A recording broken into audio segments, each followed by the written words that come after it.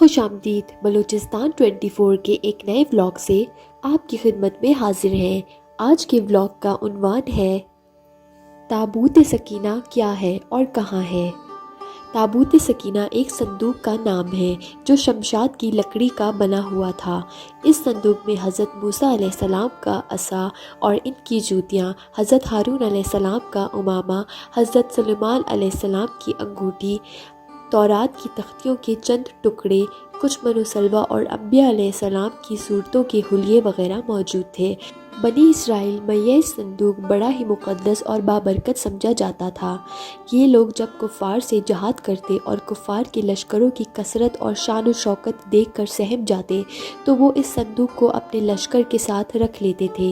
اس صندوق میں رحمتوں اور برکتوں کا ایسا ظہور ہوتا کہ ان کے دلوں میں سکون و اطمینان پیدا ہو جاتا اور ان کے لرزتے ہوئے دل پتھروں کی چٹانوں سے زیادہ مضبوط ہو جاتے۔ آسمان سے فتح و نصرت نازل ہوتی اور یہ جنگ میں فتح یاب ہو جاتے تھے۔ بنی اسرائیل میں جب کوئی اختلاف پیدا ہوتا تو یہ لوگ اسی صندوق میں فیصلہ کراتے تھے۔ صندوق سے فیصلے کی آواز سنی جاتی تھی۔ الغرض یہ صندوق جو تاریخ میں تابوت سکینہ کے نام سے مشہور ہے، بنی اسرائیل میں اللہ کی رحمت و برکت اور فتح کے نزول کا نہایت مقدس اور بہترین ذریعہ سمجھا جاتا تھا۔ مگر جب بنی اسرائیل طرح طرح کے گناہوں میں مبتلا ہو گئے اور ان کی سرکشی اور بدعمالیاں اپنے عروج پر پہنچ گئیں تو ان پر اللہ کا غضب نازل ہوا۔ کفار کی قوم عمالقہ نے ایک بہت بڑے لشکر کے ساتھ ان لوگوں پر حملہ کر دیا۔ ان کافروں نے بنی اسرائیل کا قتل عام کر کے ان کی عمارتوں کو توڑ پھوڑ کر سارے شہر کو تہس نہس کر ڈالا اور اس مقدس صندوق کو بھی اٹھا کر لے گئے۔ قوم عمالقہ کے کفار نے اس مقدس صندوق کو نجاست کے گندے کوڑے خانے میں پھینک دیا۔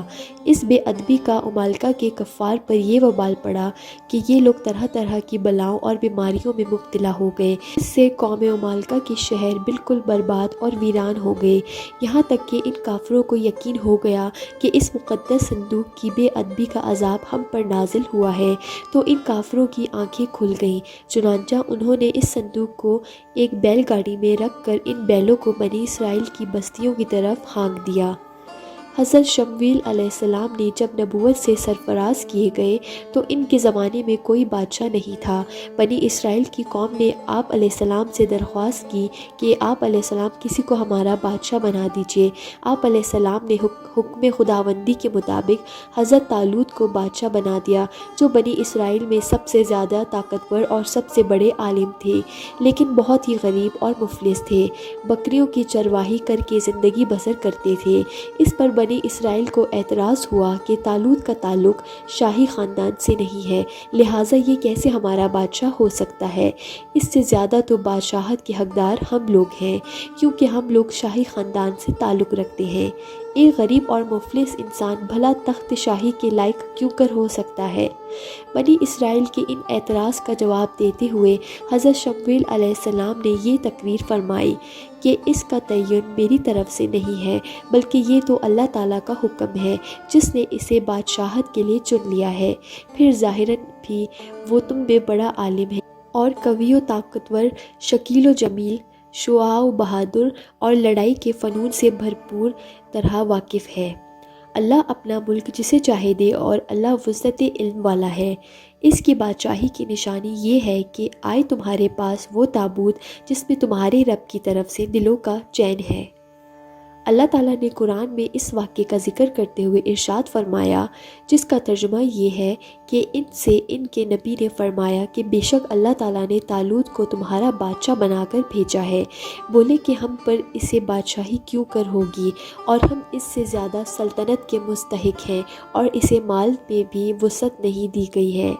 فرمایا کہ اسے اللہ نے تم پر چن لیا ہے اور اس کو علم اور جسم میں کشادگی زیادہ دی ہے، اور اللہ اپنا ملک جس کو چاہے عطا فرما دے، اور اللہ وسعت والا علم والا ہے۔ اور ان کے نبی نے فرمایا کہ اس بادشاہی کی نشانی یہ ہے کہ آئے تمہارے پاس وہ تابوت جس میں تمہارے رب کی طرف سے دلوں کا چین ہے، اور حضرت موسیٰ علیہ السلام و ہارون علیہ السلام کی ترکہ کی بچی ہوئی چیزیں ہیں جس کو فرشتے اٹھا کر لائیں گے، بے شک اس میں تمہارے بہت بڑی نشانی ہے اگر تم ایمان رکھتے ہو۔ سورہ البقرہ۔ چنانچہ تھوڑی ہی دیر میں فرشتے آسمان اور زمین کے درمیان اس تابوت کو اٹھائے ہوئے سب لوگوں کے سامنے آئے اور حضرت طالوت کے سامنے لا کر رکھ دیا۔ اس تابوت کو دیکھ کر انہیں طالوت کی بادشاہت کا یقین ہو گیا اور تمام بنی اسرائیل نے حضرت طالوت کی بادشاہی کو تسلیم کر لیا۔ جب حضرت طالوت بنی اسرائیل کے بادشاہ بن گئے تو آپ نے بنی اسرائیل کو جہاد کے لیے تیار کیا اور ایک کافر بادشاہ جالوت سے جنگ کرنے کے لیے اپنی فوج کو لے کر میدان جنگ میں نکلے۔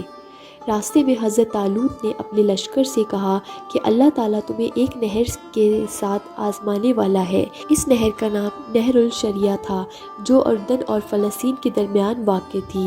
حضرت طالوت نے اپنے لشکر کو ہوشیار کر دیا کہ کوئی بھی اس نہر کا پانی نہ پیے۔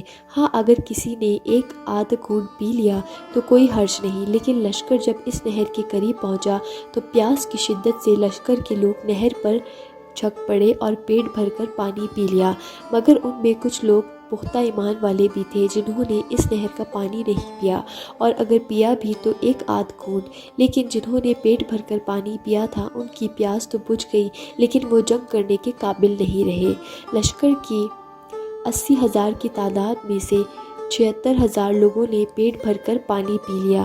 ان کی نافرمانی کا یہ اثر ہوا کہ ان کی ہمت پست ہو گئی اور انہوں نے نہایت بزدلانہ پن سے جہاد سے انکار کر دیا، اور دشمن کی زیادتی نے انہیں خوفزدہ کر دیا۔ کہنے لگے کہ ہم جالوت اور اس کے لشکر سے لڑنے کی ہمت نہیں رکھتے۔ ناظرین، آج کا ولاگ آپ نے دیکھا اور سنا۔ یہ پروگرام آپ کو کیسا لگا کامنٹ سیکشن میں اپنی قیمتی آراء سے آگاہ کریں۔ انشاءاللہ جلد ہی ایک نئے ولاگ کے ساتھ حاضر ہوں گے۔ اللہ آپ کا حامی و ناصر۔